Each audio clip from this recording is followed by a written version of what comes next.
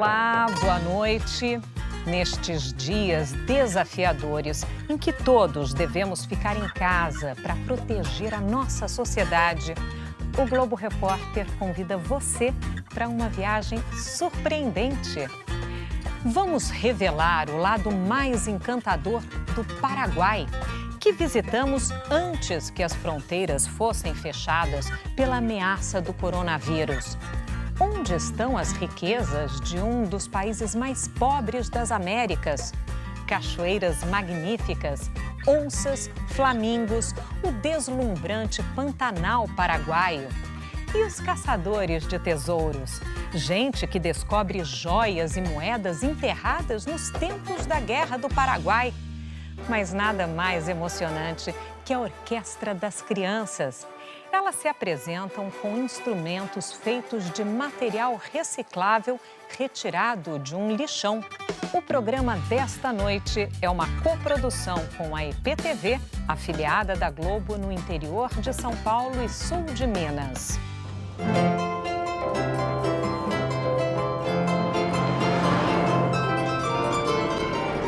Desvendar a alma de um país é ir além da fronteira. 3.000 quilômetros de Paraguai. E uma pergunta: onde está a riqueza em um dos países mais pobres das Américas?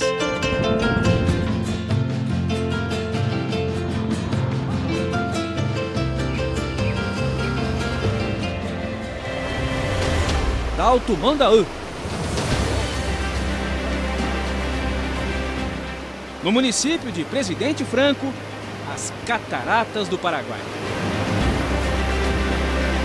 A 45 metros de altura, o rio desaba.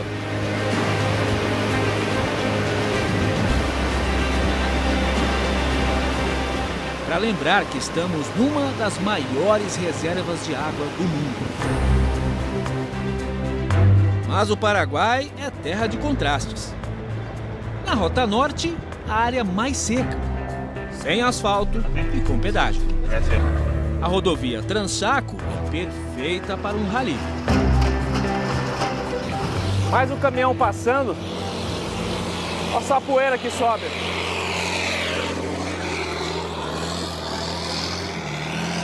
Nossa, não dá para ver nada. O Chaco é para os fortes. As regiões áridas têm vegetação adaptada ao calor, inclusive cactos. O cenário é seco, mas tem essas árvores rechonchudas, os samuús. Essa árvore diferente já foi utilizada um dia como estratégia de batalha. Durante a Guerra do Chaco, entre o Paraguai e a Bolívia, os soldados entravam dentro do tronco e faziam buracos por onde atiravam para surpreender o inimigo.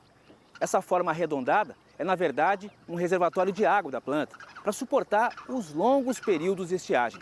Apesar do nome, palo borracho, pau bêbado para nós, essa barriga aqui não é de chope.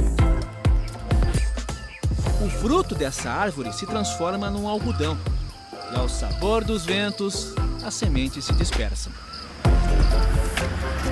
Mais quilômetros à frente, a vegetação cresce, fica mais alta.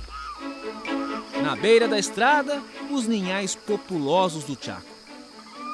Garças e o cabeça seca estão aos milhares e dividem espaço no banhado. Os tuiuius também se multiplicam. Com 1,60 m de altura, os grandalhões disputam a pescaria com os colhereiros. Banquete farto para todos. As estradas do Chaco têm sempre novidades no horizonte. As raposas cruzam nossa frente o tempo todo, inclusive casais. Esse parece bicho de pelúcia. O tamanduá mirim caminha usando os punhos e sai rebolando atrás dos formigueiros. A língua, de 40 centímetros, chega a profundidades suficientes para saciar o apetite. À noite, outro tamanduá aparece. Dessa vez, o bandeira, o maior da família. Nem adianta acelerar. A preferência é para os bichos. Madrugamos no dia seguinte. Saímos da cidade de Filadélfia e atravessamos áreas rurais, para amanhecer num oásis paraguaio. As Lagunas Saladas, lagoas salgadas para nós. Há milhares de anos, todo o Chaco era um grande oceano. O tempo passou, o mar foi embora, mas lagoas de água salgada permaneceram para redesenhar a paisagem com os traços harmoniosos que só a natureza tem. Nós estamos nas margens de uma das centenas de lagunas saladas. A gente vê que o solo aqui é argiloso e cheio de partes brancas. Isso aqui nada mais é que sal, importante para a cadeia alimentar de muitas aves que só vivem nesse tipo de ambiente, de água salgada, principalmente as migratórias. A gente está em pleno período de seca, cenário de natureza morta, mas não se engane, tem muita vida por aqui. Os galhos secos estão sempre cheios de novidades. Algumas aves são migratórias, como o bico duro. Outras figurinhas carimbadas, como o cardeal. O polícia inglesa do sul, no Paraguai, se chama peito colorado. Numa das maiores lagoas, a explosão colorida. Bandos de flamingos. Aves migratórias, com o pescoço tão longo quanto o fôlego. Percorrem até 500 quilômetros por dia, vindo do Caribe. Algas, crustáceos e mariscos viram a cabeça desse bicho dentro d'água. Um comportamento para sugar os alimentos. Eles colocam a ponta do bico na água e se alimentam através da filtração. Seu bico é curvo e tem estruturas muito pequenas que lhe permitem filtrar justamente algas e micro-organismos. Para economizar energia, os flamingos ficam numa perna só e dão uma lição de fidelidade. Quando formam o casal, jamais arrastam a asinha para o outro lado. Em Bahia Negra, no Alto Paraguai, nosso veículo é outro. Viajamos pelas águas do Pantanal. Estamos na área da Estação Três Gigantes, uma reserva privada de 14 mil hectares dedicada à conservação. Território de soberania da natureza. De um lado o Paraguai, do outro a Bolívia. E o Rio Negro é uma fronteira natural. Separa países unidos pelo mesmo ecossistema, o Pantanal. Nós vamos explorar a maior área alagável do planeta de um outro ponto de vista, o dos paraguaios. E os nossos vizinhos têm muito que admirar. Nas águas do Rio Negro, a natureza surpreende. Você sabia que os cervos são bons nadadores? Esse atravessou o rio na direção de um jacaré. Momentos de tensão. Mas foi só um susto, para os dois. Eles estão por toda parte, em vários tamanhos e temperamentos. Em terra firme, o carisma do coati. E a cara de poucos amigos do bugio. É uma família inteira. A mãe com o filhote agarrado. E o jovem cheio de energia. As cores vibrantes da natureza revelam o apetite do João Pinto e das várias espécies de pica-pau. Como no desenho animado, o de topete vermelho levou a melhor, se empanturrando com as larvas no tronco seco. No barranco, um rastro chama a atenção. Essa pisada aqui é marca de onça. É sinal que o bicho está próximo da gente aqui. É território delas. E alguns segundos de contemplação valem pela eternidade.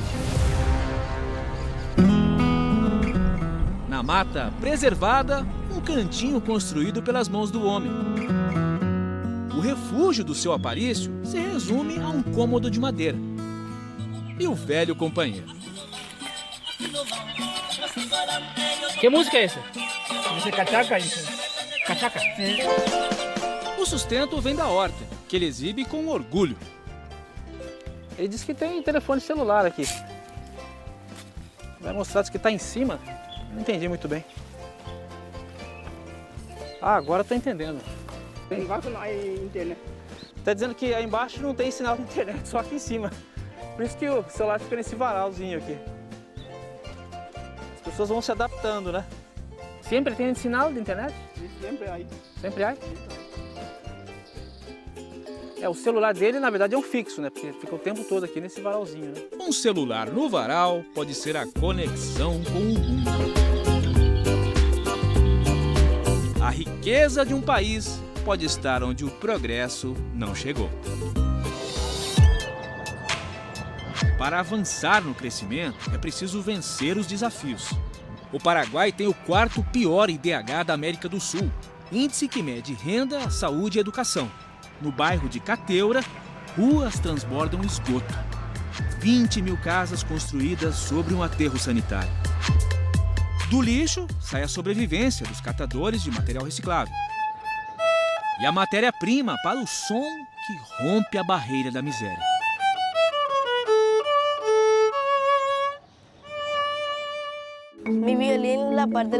Meu violino, na parte da frente, é feito com lata de tinta. Na parte de trás, uma assadeira. Em cima, madeira de pallet. E o que sustenta as 4 cordas é um garfo. Pensei primeiro que isso não ia dar um som bonito. Como vai tocar bem com cordas sustentadas por um garfo? Reciclável e multiplicador de sonhos. Para Matias, Amara, Celeste.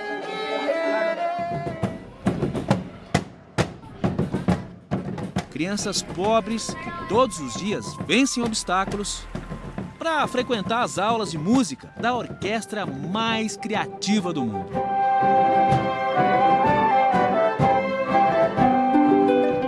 Do latão de azeite e madeira de pallet surgiu um violoncelo.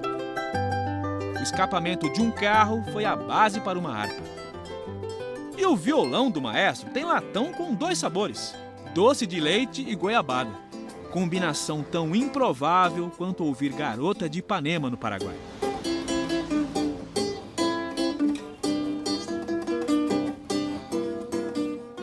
William é um luthier que faz a mágica de transformar o que não serve mais num instrumento musical. Ele vai produzir aqui mais um violino de material reciclável e a matéria-prima está toda aqui.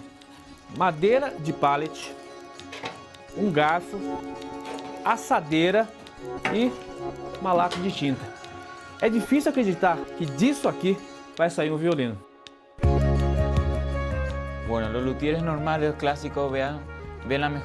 Os luthiers clássicos normais escolhem a melhor madeira escutando, analisando o material. Em nosso caso, a melhor assadeira é aquela que está mais queimada, tem o melhor som, melhor vibração para a música. Com ferramentas simples e muita paciência, William vai dando forma ao instrumento musical. Quanto tempo você leva para fazer um violino desse? Os violinos clássicos que nós fazemos levam apenas 5 dias. O que é que você sente quando vê uma criança tocando o instrumento que você fez? Eu me sinto muito feliz porque uma parte de mim está tocando com a criança.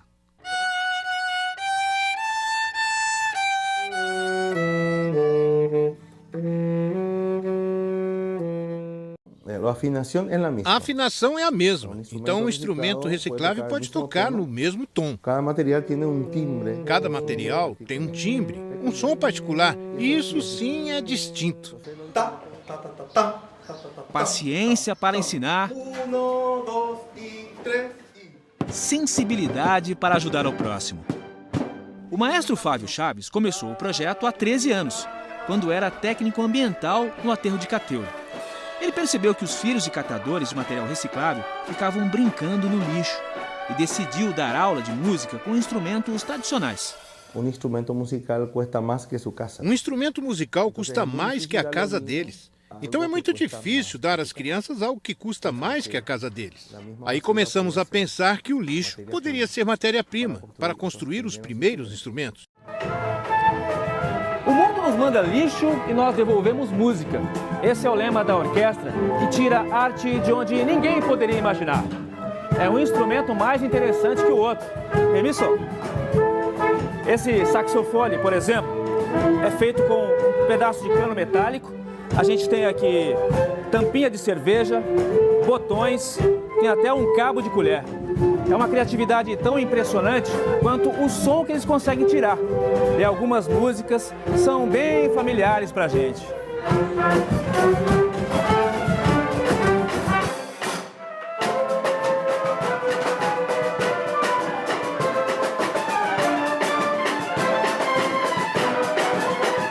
Não há fronteiras para essa orquestra. Tocaram no Brasil com Toquinho. Percorreram Ásia e Europa.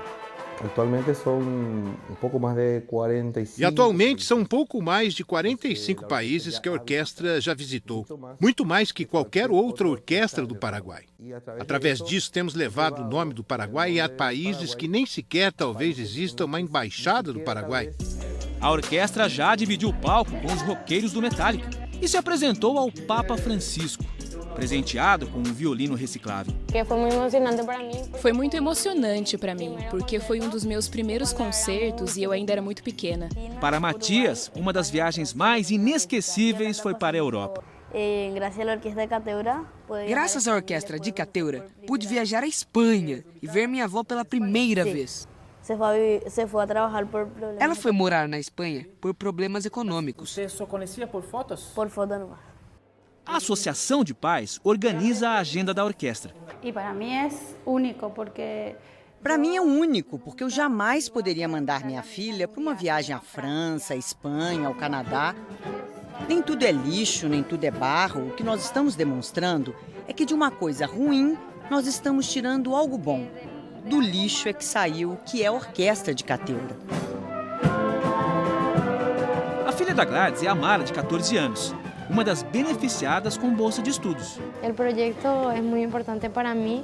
A orquestra é muito importante para mim porque paga meu colégio e me paga também um conservatório, que é o melhor do Paraguai. Um conservatório, que é o melhor do Paraguai.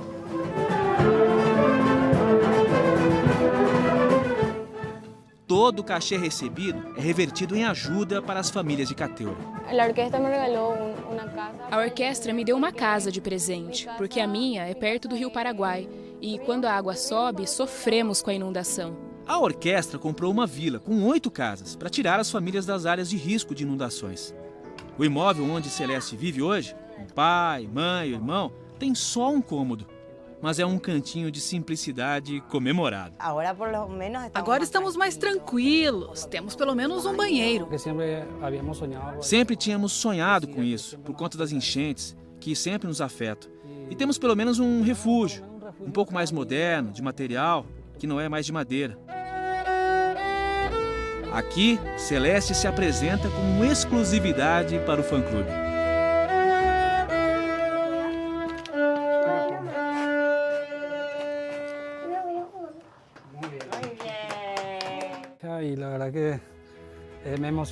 A verdade é que me emociona. Quando toco seu violino, quando interpreta a música, realmente me sinto emocionado e orgulhosíssimo dela. O que posso pedir mais? Eu talvez sou o único diretor de orquestra no planeta que se ocupa de construir casas para seus integrantes. Ou se ocupa em construir um posto de saúde para a família dos seus integrantes. Nós não podemos esquecer, negar a situação social.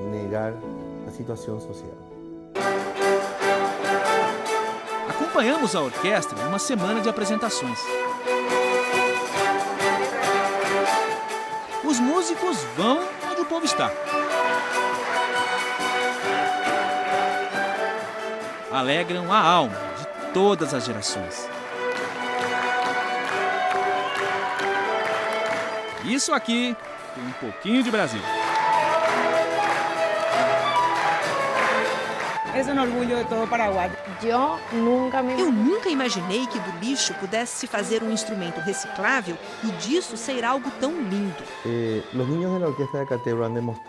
As crianças da Orquestra de Cateura têm demonstrado que para realizar um sonho nem sempre é necessário algo muito complexo. Às vezes, realizar o sonho de uma pessoa é possível com um pedaço de lata. E as crianças de Cateura têm transformado pedaços de lata em um motor para realizar sonhos. Um motor para cumprir sonhos. No Paraguai, prosperar é reciclar vidas.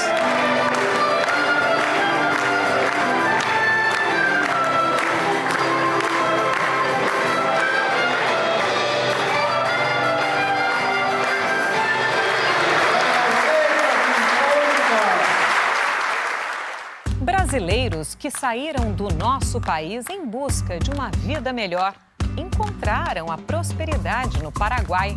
A gente volta já já.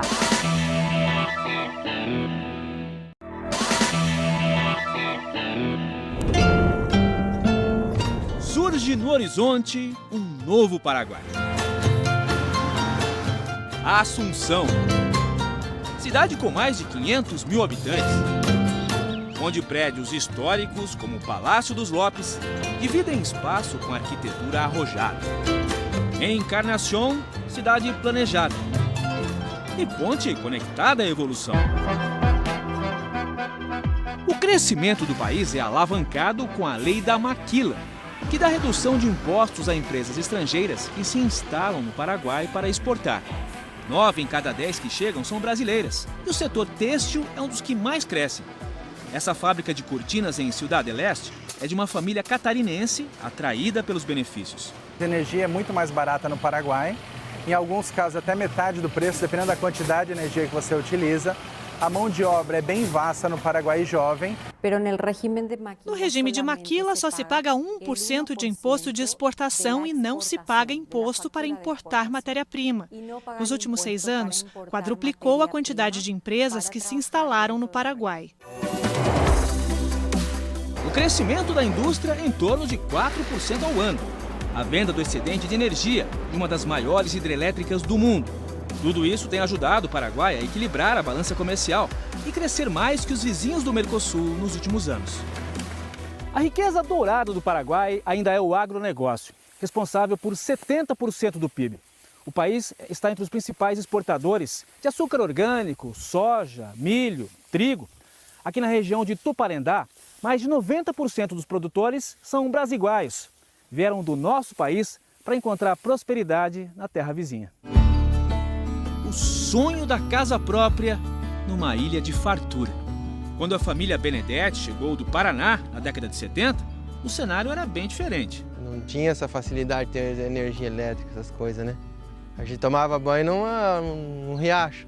E ainda havia índio na região aqui, como ainda tem hoje, só que antes o pessoal vinha trabalhar para a gente aí e andavam meio nu ainda. Mas quem semeou suor e trabalho hoje pode colher os frutos. 3 gerações tiram o sustento da terra. O senhor veio por causa da terra barata? O que foi? Foi, mais pela terra barata e boa, né? Que a gente já veio ver antes, gostou. Continua barata? Não, hoje está cara. Nos quase 2.000 hectares, produtividade e mecanização andam juntas. E vamos voltar quando pro Brasil? Passeio a gente vai cada pouco tempo. Só para passear? Só para passear. Nessa terra fértil, a riqueza também brota da história.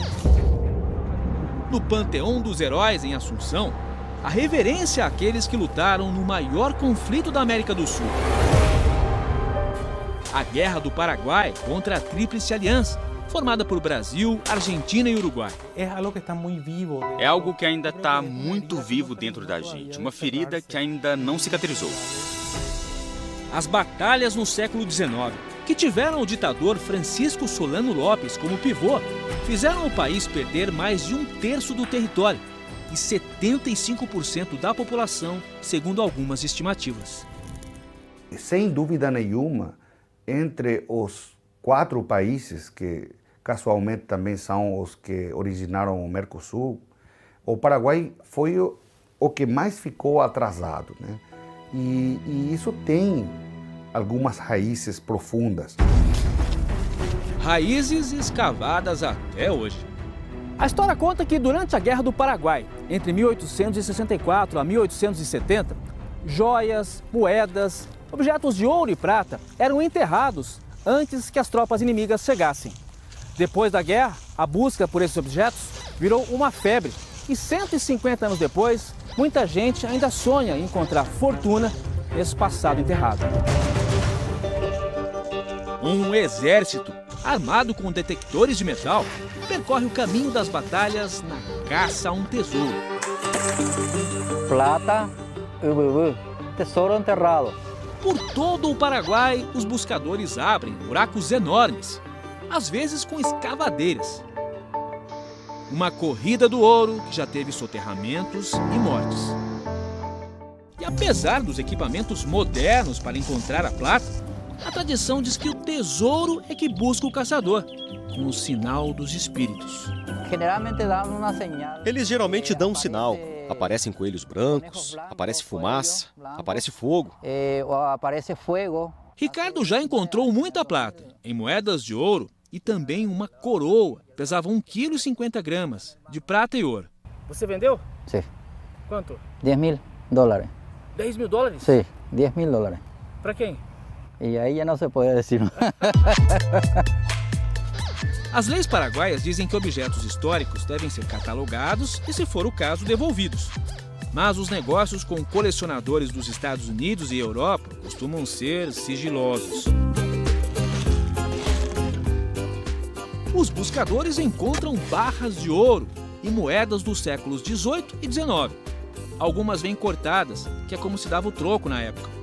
Aos 8 anos de idade, Joel já acompanhava o avô na busca de tesouros. É buscador há 3 décadas. Nós encontramos libras esterlinas, libras australianas de ouro, inclusive moedas napoleônicas. Normalmente, aqui no Paraguai, vale muito pouco. Já as primeiras moedas que saíram no Paraguai podem ser vendidas por $20 mil a $30 mil. A caça ao tesouro fez esse gaúcho de Porto Alegre cruzar a fronteira. Até dizia que eu estava querendo roubar o ouro do Paraguai, mas você gosta mais Paraguai que brasileiro, hoje em dia já me considero. Renato usa um detector de última geração, que custa mais de $20 mil e alcança 8 metros de profundidade. É tipo esporte, então vai pescar final de semana, vai caça, é a mesma coisa, vamos caçar ouro. Com um bom padrão de vida, ele mostra alguns dos achados, nada de muito valor. Prosperidade mesmo veio com a loja de detectores de metal, que ele montou para aproveitar a legião de buscadores. A maioria dos clientes que compra seus equipamentos é para plata? Busca de plata? Sim, a maioria é para busca de plata. 85% deles são sempre procurando tesouro e esse é o maior objetivo aqui no Paraguai do buscador. Então você aproveitou a oportunidade para vender equipamentos? Claro, tem que aproveitar, né? O cardiologista Jorge Harolin carrega uma bagagem valiosa. Uma parte do tesouro encontrado como buscador. Moedas de ouro do século XIX e algumas do século XVII, usadas pelos jesuítas. Além de muitas joias carregadas de ouro e pedras preciosas. O senhor tem ideia de quanto vale tudo isso? Não tem preço. Condecorações em ouro e prata teriam pertencido ao ditador Francisco Solano Lopes e entregues por Napoleão. A comprovação estaria em documentos assinados por Lopes. Os artigos femininos em ouro, rubi, esmeralda, seriam de Elisa Lynch, esposa de Solano. Essa carteira usada no século XIX é de ouro 18 quilates. A maioria das joias pode ter vindo da Europa. É a primeira vez que uma equipe de TV mostra esse tesouro de valor incalculável para a história. E entre as preciosidades está esse anel. Ele é todo feito em ouro. Também tem diamante, rubi, safira. E aqui no meio a gente vê as iniciais FSL, Francisco Solano Lopes. Esse é um anel que pertenceu ao presidente paraguaio. O tesouro foi garimpado em galpões de fazendas ou debaixo da terra. Essa plata não é para venda. O médico é bisneto de uma mulher que foi muito próxima da família Lopes e também lutou na Guerra do Paraguai. Em memória da bisavó, o buscador pretende construir um museu. Não posso guardar como um colecionador, para ter só para mim. As novas gerações precisam conhecer. E no Paraguai tem se perdido muito interesse pela história. Há muitos tesouros a serem descobertos no Paraguai.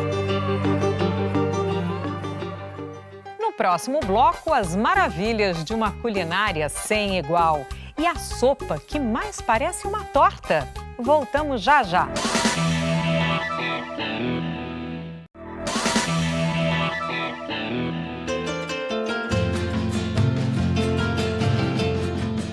Os paraguaios nunca estão sozinhos. Garrafa térmica e tereré são companheiros inseparáveis. Tradição em todas as classes sociais e faixas etárias. Os campos verdes da região de Itapúa estão na rota da erva mate. Em Bela Vista Sur, essa fazenda colonizada por alemães iniciou a produção da erva em 1950. São 300 hectares cultivados. A colheita vai de abril a setembro, este que é um dos principais produtos de exportação do Paraguai. Café literário você conhece, mas e esse? Reunião para a leitura, bebendo tereré sem moderação. O tereré para os paraguaios tem muitíssimo significado. O tereré para os paraguaios tem muitíssimo significado, porque é compartilhar, é juntar, é o encontro. Outra bebida muito apreciada no Paraguai é feita com erva mate, açúcar e carvão na brasa. A mistura tira um pouco da acidez da erva e carameliza o açúcar. Em alguns minutos está pronto o cocido, o chá paraguaio. Nós dizemos que o perfume do Paraguai é a erva queimada com carvão. Na escola de culinária especializada em comida paraguaia, o chefe ensina algumas delícias do país, como a chipa guazú, uma espécie de torta feita à base de milho fresco. E o prato mais típico, a sopa paraguaia, com cebola frita no leite, farinha de milho, queijo, ovos e banha de porco ou manteiga. Tudo pronto. Vou estar tirando aqui do forno. Já deu para perceber que essa sopa não se come de colher. É uma espécie de bolo de milho salgado.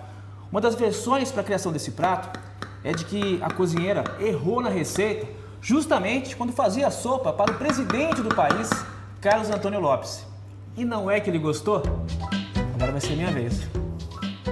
Eu, na verdade, sou descendente de paraguaios, já comi sopa, mas não no país de origem.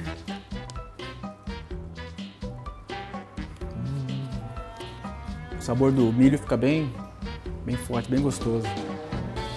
Um gostinho de saudade. Do jeito que a minha avó e a minha mãe faziam.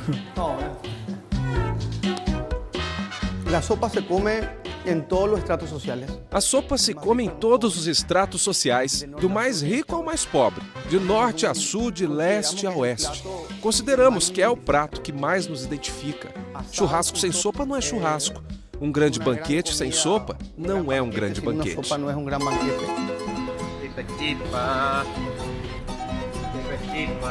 Mais barato, popular, a chipa é o pão de cada dia do Paraguai. As rosquinhas à base de amido de mandioca e polvilho são equilibradas na cabeça dos vendedores.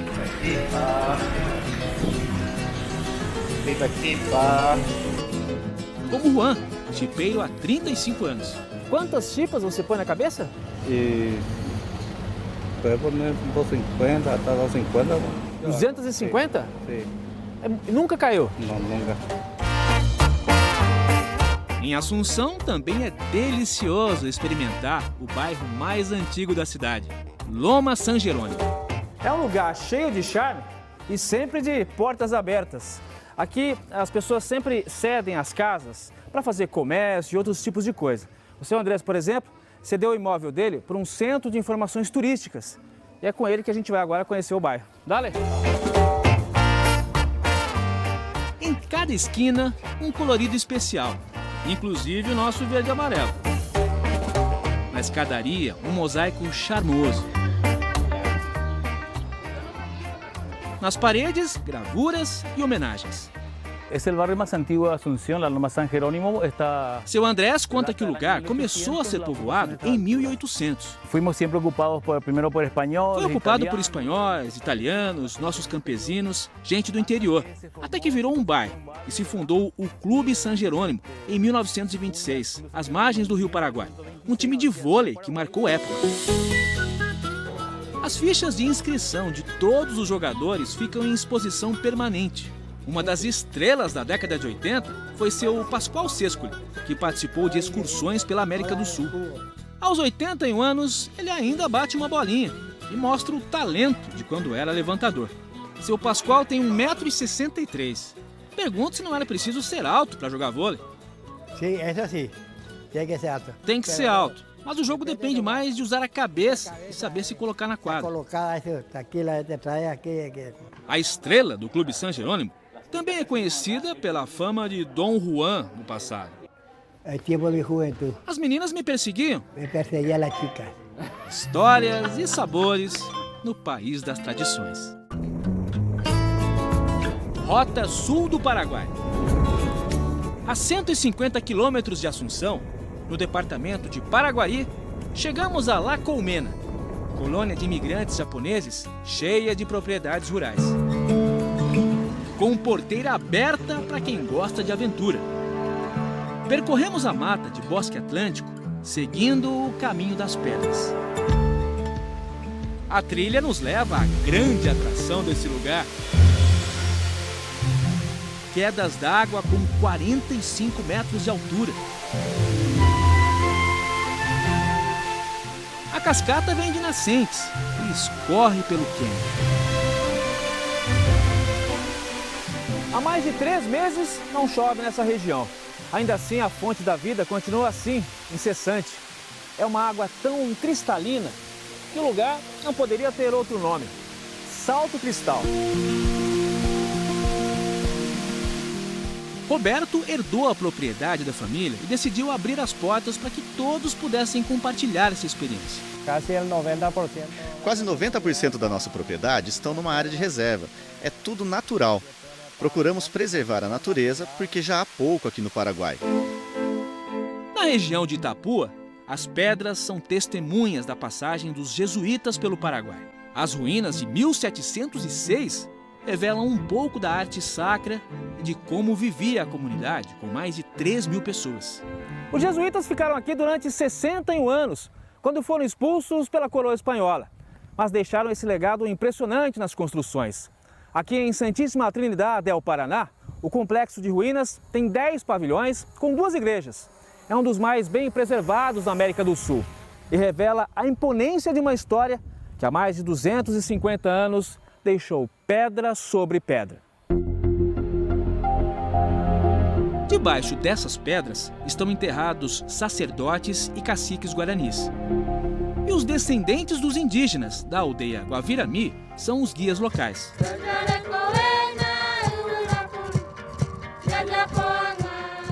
Ao anoitecer, a cultura guarani resgata o canto dos ancestrais.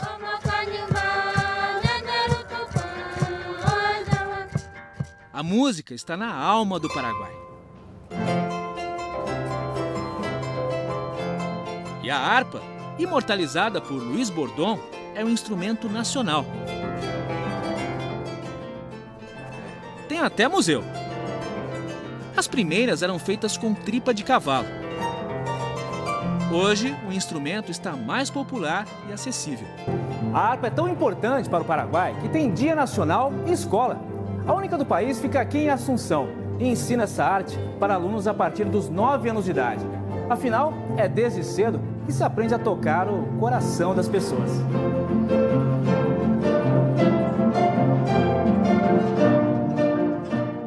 A professora diz que para aprender, dedicação é mais importante que o talento.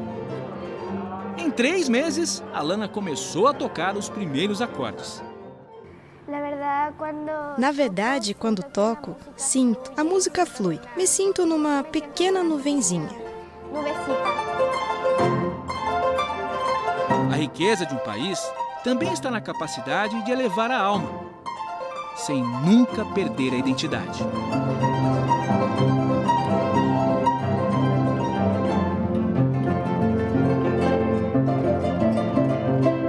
E se você quiser saber mais sobre o Paraguai, acesse o nosso site.